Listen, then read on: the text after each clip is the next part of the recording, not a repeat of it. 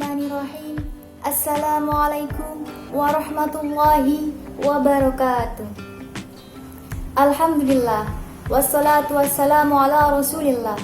La hawla wa la quwata illa billah. Ashhadu an la ilaha illallah wa ashhadu anna muhammadan abduhu wa rasuluh. Rabbi israh li sadri wa yassir li amri wahlul 'uqdatam min lisani yafqahu qawli. Amma ba'd. Puji syukur kepada Allah Subhanahu wa Ta'ala yang senantiasa memberikan rahmat dan karunia-Nya sehingga pada kesempatan ini saya dapat membuat video. Salawat dan salam selalu tercurahkan kepada Nabi Yuna Muhammad sallallahu alaihi wasallam yang kita nantikan syafaatnya di yaumul akhir. Sebelumnya, perkenalkan nama saya Rolani dengan nomor induk mahasiswa 201040200002. Saya mahasiswa semester 1 dari jurusan Pendidikan Bahasa Arab, Fakultas Ilmu Tarbiyah dan Keguruan, UIN Sunan Kalijaga, Yogyakarta. Pada video ini, saya akan meresensi sebuah buku yang berjudul Paradigma Baru Pendidikan Kewarganegaraan edisi 4 yang ditulis oleh Dr. Winarno SPD MSI. Tujuan dibuatnya video ini adalah guna memenuhi tugas ujian akhir semester mata kuliah kewarganegaraan yang diampu oleh Bapak Dr. Nasiruddin MSI. Baik, langsung saja. Buku ini dicetak pada tahun 2020 oleh PT Bumi Aksara, Jakarta. Buku ini terdiri dari 258 halaman yang di dalamnya memuat 8 bab pembahasan. Bab pertama membahas tentang hakikat pendidikan dan kewarganegaraan. Bab kedua membahas tentang identitas dan integrasi nasional. Bab ketiga membahas tentang Undang-Undang Dasar Negara Republik Indonesia tahun 1945 sebagai Konstitusi Indonesia. Bab keempat membahas tentang kewajiban dan hak warga negara. Bab kelima membahas tentang demokrasi dan pendidikan demokrasi. Bab keenam membahas tentang negara hukum dan penegakan hukum. Bab ketujuh membahas tentang wawasan Nusantara. Dan yang terakhir membahas tentang ketahanan nasional. Buku Paradigma Baru Pendidikan Kewarganegaraan ini telah mengalami beberapa kali perbaikan. Nah, pada edisi keempat ini telah dilakukan revisi, perubahan, dan penambahan seperlunya yang disesuaikan dengan perkembangan keilmuan, informasi pengetahuan, dan masukan yang ada.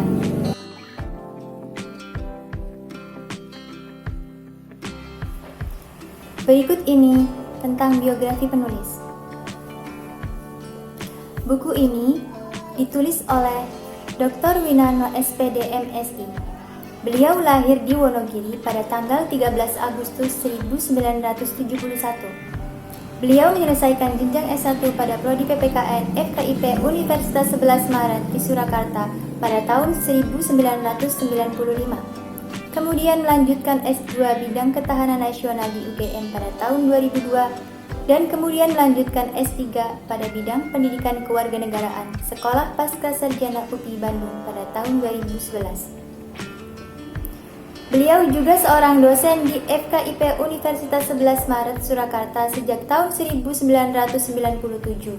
Mengajar untuk mata kuliah pendidikan nilai, strategi pembelajaran PKN, pendidikan politik, pendidikan kewarganegaraan, pendidikan Pancasila pada mata kuliah umum. Beliau juga pernah mengikuti beberapa pelatihan, seperti Pelatihan Nasional Pendidikan Kewarganegaraan pada tahun 2003, Pelatihan Nasional Pendidikan Pancasila pada tahun 2004, dan Pelatihan Civic Education pada tahun 2012. Dan menulis beberapa buku ajar, yaitu Paradigma Baru Pendidikan Kewarganegaraan di Perguruan Tinggi, seperti yang saya resensi ini. Kemudian ada Ketatanegaraan Indonesia, Kewarganegaraan Indonesia dari Sosiologis menuju Yuridis, IKN dalam konteks PKN, Pendidikan Pancasila di Perguruan Tinggi, dan Pembelajaran PKN yang memuat isi, strategi, dan penilaian.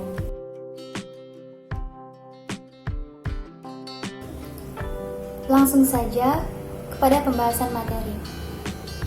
Di sini saya akan sedikit menjelaskan poin-poin penting pada bab-bab yang terdapat di dalam buku ini. Bab pertama yaitu membahas tentang hakikat pendidikan kewarganegaraan. Apa sih pendidikan kewarganegaraan itu? Nah, pendidikan kewarganegaraan adalah bentuk penggemblengan individu-individu agar mendukung dan memperkokoh komunitas politiknya sepanjang komunitas politik itu adalah hasil kesepakatan. Tujuan umum dari semua pendidikan kewarganegaraan di banyak negara adalah untuk membentuk warga negaranya agar menjadi warga negara yang baik guna mendukung keberlangsungan negara yang bersangkutan. Apa sih pentingnya belajar PKN di perguruan tinggi? Nah, pentingnya belajar PKN di perguruan tinggi yaitu agar mahasiswa mampu memahami hakikat pendidikan kewarganegaraan dalam rangka mengembangkan kemampuan utuh sebagai sarjana atau profesional. Tujuan pendidikan kewarganegaraan itu ada dua. Yang pertama ada tujuan secara umum dan ada tujuan utama. Tujuan secara umumnya, pendidikan kewarganegaraan di semua negara adalah untuk membentuk warga negara di negara tersebut. Sedangkan tujuan utamanya yaitu untuk mewarganegarakan warga negara di negara tersebut. Kemudian masuk kepada pembahasan bab 2, yaitu identitas dan integrasi nasional. Identitas pada umumnya melekat pada entitas yang sifatnya individu. Misal, manusia secara pribadi dapat diketahui dari identitas nama dan ciri fisik lainnya. Kata identitas berasal dari bahasa Inggris identity, yang secara harfiah berarti jati diri, ciri-ciri atau tanda-tanda yang melekat pada diri seseorang atau sesuatu, sehingga mampu membedakannya dengan yang lain. Kemudian ada istilah integrasi. Integrasi nasional terdiri atas kata integrasi dan nasional. Integrasi berasal dari bahasa Inggris yaitu integration yang berarti kemampuan atau keseluruhan. Menurut Kamus Besar Bahasa Indonesia, integrasi mempunyai arti pembauran atau penyatuan sehingga menjadi kesatuan yang utuh dan bulat. Selanjutnya, kita masuk pada bab 3 yang membahas tentang Undang-Undang Negara Republik Indonesia tahun 1945 sebagai Konstitusi Indonesia. Konstitusi secara istilah berasal dari bahasa Prancis yaitu constituer, yang artinya membentuk. Pemakaian istilah konstitusi dimaksudkan untuk pembentukan suatu negara atau menyusun dan menyatukan suatu negara. Konstitusi bisa berarti pula peraturan dasar mengenai pembentukan negara. Dalam Kamus Besar Bahasa Indonesia, konstitusi dapat diartikan sebagai segala ketentuan dan aturan mengenai ketatanegaraan serta undang-undang dasar suatu negara. Konstitusi menempati kedudukan yang sangat penting dalam kehidupan ketatanegaraan suatu negara, karena konstitusi menjadi barometer kehidupan bernegara dan berbangsa yang syarat dengan bukti sejarah perjuangan para pendahulu. Kemudian masuk kepada bab 4, yaitu membahas tentang kewajiban dan hak warga negara. Negara sebagai suatu entitas adalah abstrak. Yang tampak adalah unsur-unsur negara yang berupa rakyat, wilayah, dan pemerintahan. Salah satu unsur negara adalah rakyat. Rakyat yang tinggal di wilayah negara menjadi penduduk negara yang bersangkutan. Warga negara adalah bagian dari penduduk suatu negara. Warga negara memiliki hubungan dengan negaranya. Kedudukannya sebagai warga negara menciptakan hubungan berupa status, partisipasi nilai bersama, dan mempunyai hak dan kewajiban yang bersifat timbal balik. Hak dan kewajiban warga negara tercantum dalam pasal 27 sampai dengan pasal 34 Undang-Undang Dasar 1945.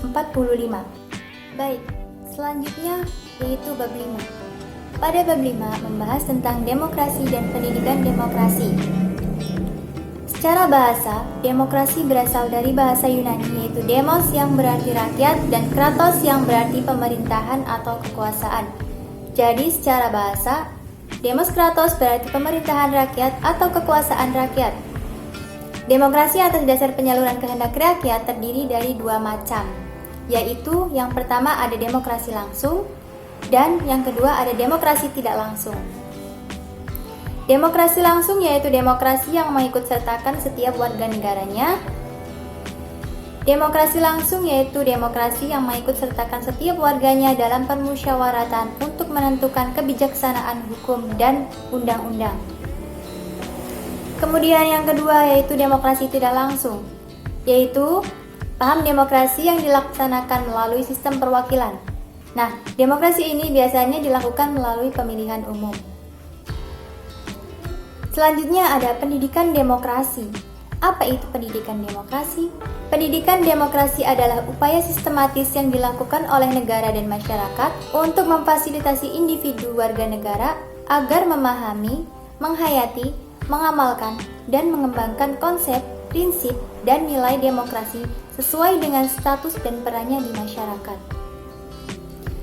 Kemudian lanjut pada bab 6, yaitu membahas tentang negara hukum dan penegakan hukum. Negara hukum merupakan terjemahan dari rule of law yang bersumber dari pengalaman demokrasi konstitusional di Eropa pada abad ke-19 dan ke-20. Ciri negara hukum yaitu adanya supremasi hukum, jaminan hak asasi manusia, dan legalitas hukum. Di negara hukum, peraturan perundang-undangan yang berpuncak pada Undang-Undang Dasar merupakan suatu kesatuan sistem hukum sebagai landasan bagi setiap penyelenggaraan kekuasaan. Selanjutnya ada penegakan hukum. Penegakan hukum yaitu suatu usaha untuk mewujudkan ide dasar hukum menjadi kenyataan atau berlaku di masyarakat. Nah, tujuan hukum yaitu ada 3. Yang pertama, keadilan. Yang kedua, kepastian. Dan yang ketiga, kemanfaatan. Baik, selanjutnya kita masuk pada bab 7, yaitu tentang wawasan Nusantara. Apakah wawasan Nusantara itu? Secara konsepsional, wawasan Nusantara merupakan wawasan nasionalnya bangsa Indonesia. Secara etimologis, wawasan Nusantara berasal dari kata wawasan dan Nusantara. Wawasan berasal dari kata wawas, yaitu bahasa Jawa, yang berarti pandangan, tinjauan, atau penglihatan indrawi. Sedangkan kata Nusantara secara etimologi tersusun dari 2 kata, yaitu Nusa dan Antara. Kata Nusa dalam bahasa Sanskerta berarti pulau atau kepulauan. Kata kedua yaitu Antara. Antara memiliki padaan dalam bahasa Latin, in dan terra, yang berarti antara atau dalam suatu kelompok. Penggabungan kata Nusa dan Antara menjadi kata Nusantara dapat diartikan sebagai kepulauan yang dipisahkan oleh laut atau bangsa-bangsa yang dipisahkan oleh laut. Selanjutnya yaitu pembahasan pada bab 8 atau bab terakhir tentang ketahanan nasional. Ketahanan nasional adalah konsepsi politik kenegaraan Republik Indonesia. Ketahanan nasional merupakan landasan konsepsional bagi pembangunan nasional di Indonesia. Sebagai konsepsi politik, ketahanan nasional terdapat dalam garis-garis besar haluan negara yang biasa disebut GBHN. Seperti halnya dengan wawasan Nusantara. Terdapat 3 perspektif atau sudut pandang terhadap konsepsi ketahanan nasional, di antaranya yaitu yang pertama, ketahanan nasional sebagai kondisi. Yang kedua, ketahanan nasional sebagai sebuah pendekatan, strategi, metode, atau cara dalam menjalankan suatu kegiatan, khususnya pembangunan negara. Dan yang terakhir, ketahanan nasional sebagai doktrin atau konsepsi. Nah, itulah pembahasan-pembahasan secara singkat yang terdapat di dalam buku Paradigma Pendidikan Kewarganegaraan edisi 4.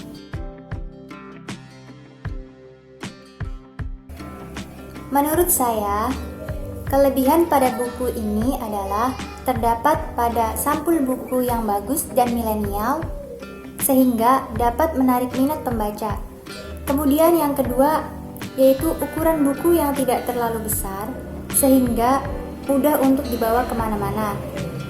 Kelebihan lainnya terdapat tulisan pada sampul belakang buku yang memuat beberapa bab yang ada dalam isi buku, sehingga pembeli bisa mengetahui apa saja bab-bab yang dibahas di dalam buku sebelum membelinya. Dan yang terakhir, Buku ini bisa didapatkan di Gramedia-Gramedia terdekat atau bisa juga di toko online seperti Shopee, Lazada, dan lain sebagainya. Menurut saya, kelemahan pada buku ini terdapat pada daftar pustaka yang ditulis secara acak. Karena pada penulisan daftar pustaka yang baik dan benar seharusnya ditulis sesuai dengan urutan abjad.